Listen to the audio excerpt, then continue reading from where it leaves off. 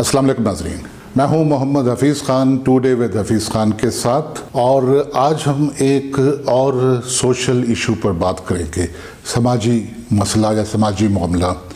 जो एक घरों को जोड़ने की बजाय घरों को बर्बाद कर देता है, और वो है हमारा जॉइंट फैमिली सिस्टम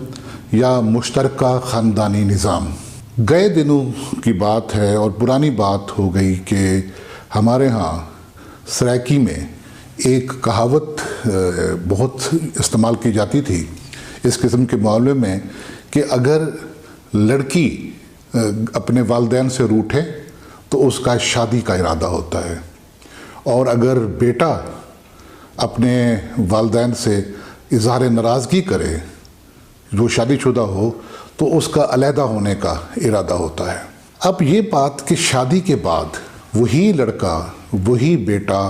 या वही एक जॉइंट फैमिली में पला बड़ा हुआ बेटा जो अपनी माँ से वादे करता है कि वो बीवी आएगी तो माँ की हैसियत कभी कम नहीं होगी, या जब मेरे बच्चे होंगे तो मैं अपने भाई बहनों से उसी तरह मोहब्बत किया करूँगा कि जैसे मेरे अपने बच्चे होने से पहले मैं किया करता था। लेकिन शादी के कुछ अरसे बाद ये सब वादे और तमाम वो जो उन्होंने अपनी कमिटमेंट्स की होती हैं अपनी वालदा से या अपनी भाई बहनों से, वो सारे धरे के धरे रह जाते हैं जब वो एक मुतालबा करता है कि मैं और मेरी बीवी अब अलहदा रहेंगे। ये उन घरों में नहीं होता कि जिन घरों में उनके जो माशी हालात हैं वो बेस करते हैं ज़िम्मेदारा पर। ज़िम्मेदारा फैमिलियों में जो अपने देहातों में रहती हैं औसत दर्जे के ज़िम्मेदार लोग, उनके यहाँ ये बात नहीं होती। उनके यहाँ अलहदगी का तस्वुर इस वजह से नहीं है कि सबकी मुश्तरका कमाई पर वो ख़ानदान पलता है या वो ख़ानदान अपनी गुज़र बसर करता है। लेकिन बड़े घरों में, देहातों की बात कर रहा हूँ मैं, लेकिन बड़े घरों में कि जहाँ पर लोग दौलत की रेल पेल है और उनके एक से ज़्यादा घर हैं, कोई उन्होंने शहरों में घर बनाए हुए हैं। जैसे आजकल आप देखते हैं कि जितने हमारे फ्यूडल्स हैं उनका एक घर इस्लामाबाद में होता है, एक लाहौर में होता है, एक मुल्तान में होता है, एक अपने आबाई जगह पे होता है। तो फिर उनके यहाँ ये टूट फूट बहुत जल्द शुरू हो जाती है कि वो जो बहू ब्याह कर लाते हैं वो तालीम याफ्ता बहू होती है, उसको शऊर होता है। और जो मुशर्रका ख़ानदानी निज़ाम में एक सबसे बड़ा जो फैक्टर होता है कि सास से नहीं बनती और नंदों से नहीं बनती बीवी की या दुल्हन की, और सास और नंदों की उस दुल्हन से नहीं बनती। रकाबत कहाँ से आती है? रकाबत का मरकज़ वो उनका बेटा होता है या भाई होता है जिसकी वो शादी करते हैं। वो उसको उसी तरह देखना चाहते हैं कि जिस तरह वो शादी से पहले था। अब वो उसमें शराकत बर्दाश्त नहीं कर सकते। लेकिन ये शराकत कहाँ बर्दाश्त नहीं होती? अगर वो जो बेटा है या भाई है वो अगर निकट्ठू है, वो कमाने वाला नहीं है, यानी कमाऊ पूत नहीं है, तो उस पर किसी को रकाबत का एहसास नहीं होता। वो भी काम में जुटा रहता है, घरदारी में, और उसकी बीवी भी जुटी रहती है। लेकिन जहाँ पर कोई बेटा प्रॉमिसिंग है, वो एक रोशन चिराग है और वो अच्छा भला कमाने वाला है और वो नामवरी के दौर में है, तो वहाँ पर वो जो एक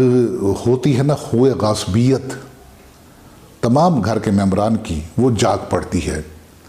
बहनों को अपना भाई याद आ जाता है और माँ को अपना बेटा याद आता है और बीवी को अपना शौहर याद आता है। तो फिर एक ट्रायंगल बन जाती है एक लड़ाई की, जहाँ पर जो ख़ानदान का सरबराह होता है बाप, वो कहीं बूढ़ा होकर बैठा हुआ वो सिर्फ ये तमाशा देखता रहता है कि घर में हो क्या रहा है। तो ऐसे हालात में आप देखते हैं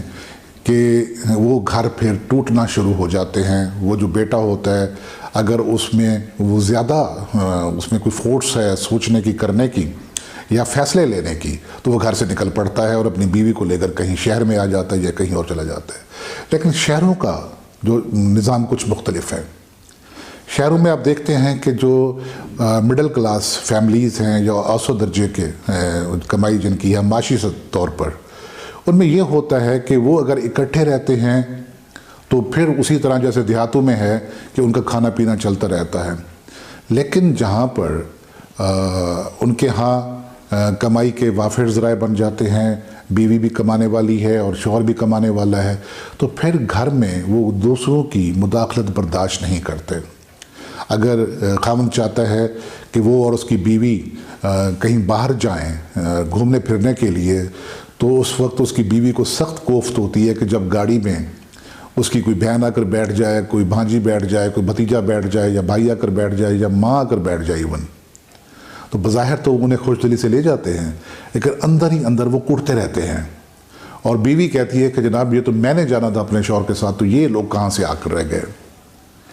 تو پھر وہاں پر یہ بدمزگی پیدا ہونا شروع ہو جاتی ہے کہ وہ پھر آہستہ آہستہ ان کے درمیان میں اتنا فاصلہ آتا جاتا ہے کہ روز کی بک بک چخ چخ میں جو شوہر ہوتا ہے اس کا اپنا ذہنی سکون بھی برباد ہو جاتا ہے، اور وہ جب کاروبار کرتا ہے، جاب کرتا ہے، کچھ کرتا ہے، تو وہاں بھی اس کا دل نہیں لگتا۔ پھر وہی معاملہ آ جاتا ہے کہ شراکت کی جو ٹرائنگل ہے وہ کیسے چلے۔ ناظرین، جوائنٹ فیملی سسٹم میں ایک اور بھی بنائے فساد ہوتی ہے، یعنی فساد کی جڑ، اور وہ ہوتا ہے کہ گھر میں عملداری یا حکمرانی کس کی ہوگی۔ اور اس حکمرانی کی علامت ہوتی ہے وہ ایک ڈوئی یا وہ چمچہ سالن پکانے والا کہ جس سے کچن میں سالن پکایا جاتا ہے۔ ساس یہ تو چاہتی ہے کہ اس کی جو بہو ہے وہ آٹا بھی گوندے، صفائی بھی کرے، برتن بھی دھوئے، لیکن وہ اس کو سالن پکانے کا چمچہ ہینڈ اوور نہیں کرنا چاہتی، چونکہ وہ اس کی عملداری یا حکمرانی کی علامت ہوتی ہے۔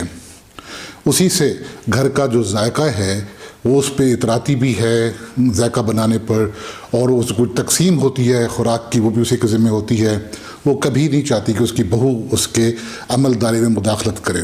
لیکن بہو یہی چاہتی ہے کہ اگر اس نے گھر بھر کے دل جیتنے ہیں تو اسے بہتر سے بہتر کھانا پکانے کے لیے اسے اس ڈوئی یا چمچ کی ضرورت ہے جیسے وہ کھانا پکایا جاتا ہے۔ تو ایسے میں نہ نندیں اس کا ساتھ دیتی ہیں، نہ ساس اس کا ساتھ دیتی ہے، اور نہ اس کا شوہر ساتھ دے سکتا ہے، اور وہ محض کوڑتی رہتی ہے۔ اور اس بک بک چخ چخ میں صرف اس کا شوہر ہی ہوتا ہے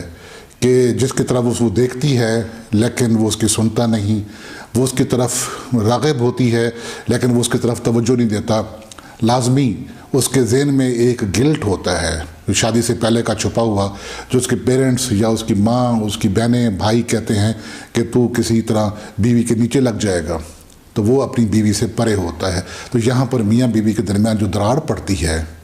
وہ جوائنٹ فیملی سسٹم میں شادی کی ناکامی پر منتج ہوتی ہے۔ پھر وہ ایک اور بھی اس میں سلسلہ ہوتا ہے کہ اگر وہ بڑے گھروں کے لوگ ہیں تو وہاں پر تو ان کے لیے شروع سے ہی یہ اہتمام کر دیا جاتا ہے کہ انہوں نے الگ الگ رہنا ہے۔